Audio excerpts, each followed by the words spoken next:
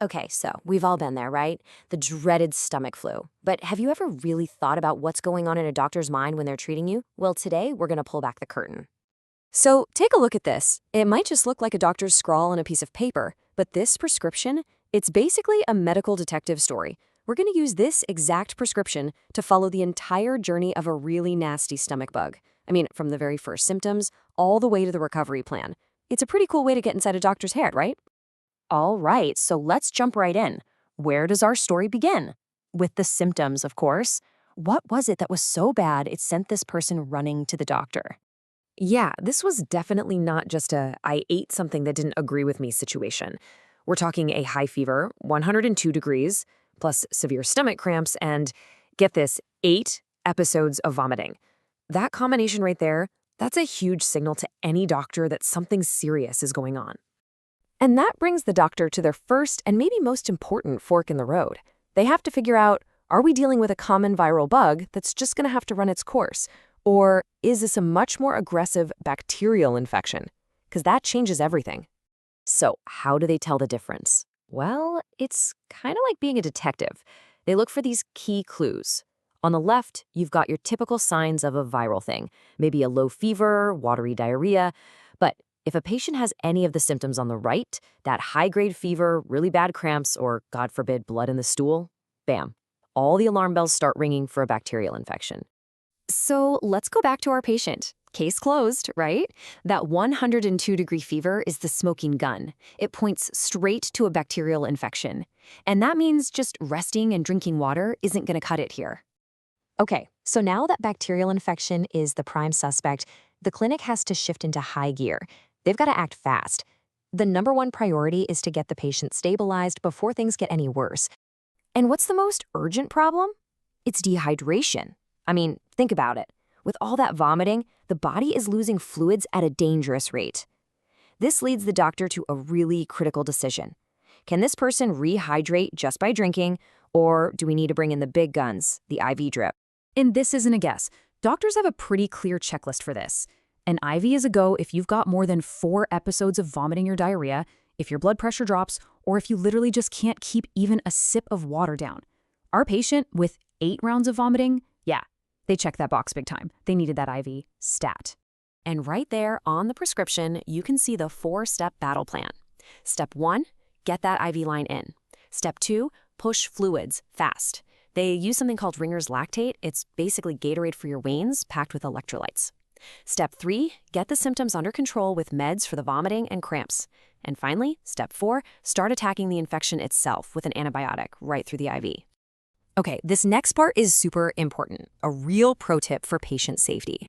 The prescription has a warning about mixing certain drugs. Specifically, you never give the cramp reliever, NoSpa, in the same IV line as the Ringer's lactate. Why? Because it can cause really dangerous heart rhythm problems. It's a great reminder of just how precise this all has to be.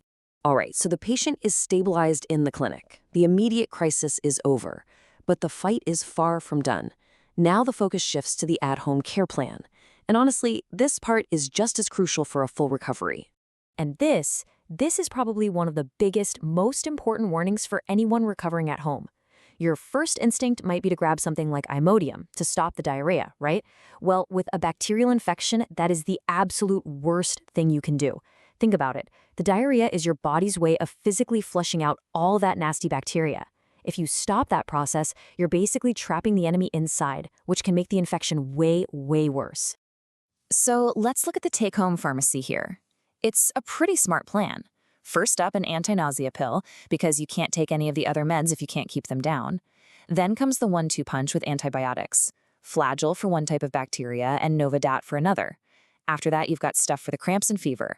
And maybe most importantly, oral rehydration salts, ORS, to keep battling that dehydration at home. Of course, what you eat is a huge part of recovery too. The plan is all about foods that are gentle, but also really powerful.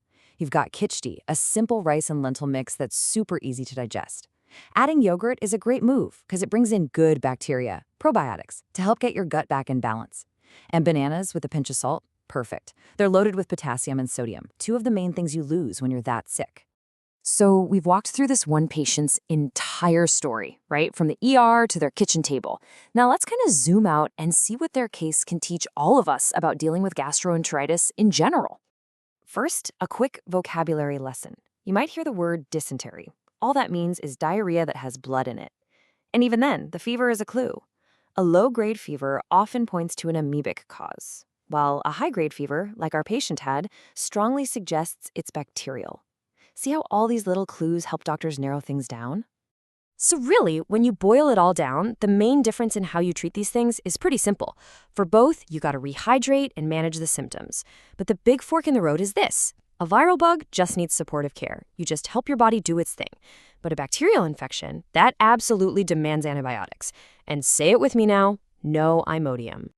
Okay, but what if we throw a huge curveball into the mix? What if the patient is pregnant? Well, that changes pretty much everything.